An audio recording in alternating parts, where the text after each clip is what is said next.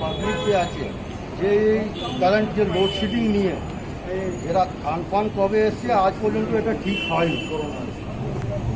আজ পর্যন্ত এটা ঠিক হয়নি। এতদিন হয়ে গেছে, পুরো সিএসসি এই কাজে ফেলিয়ার হয়েছে, যার জন্য আজকে আমরা এখানে মেমোরেন্ডাম দিয়েছি।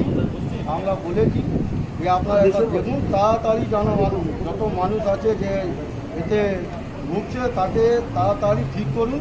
সবার বাড়িতে সিএসসি যে লোডশেডিং আছে ওটা ঠিক করা। তার সাথে সাথে আমাদের দাবি 6 মাসের জন্যে এই যে সিএসসি বিলটা আছে এর ছুট দিতে হবে। 6 মাসে এখন লকডাউন আছে, তো কারো কোনো কাজ নেই, কিছু নেই, টাকা দেবে করতে 6 মাসের জন্য ছুট দিন। তারপরে আপনাদের বিল আসবে, আপনি বিল পাঠান।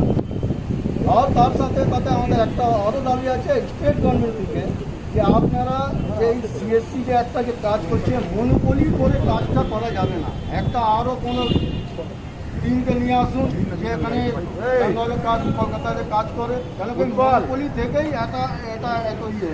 আজকে যদি দুটো থাকতো তো এরকম হতো না।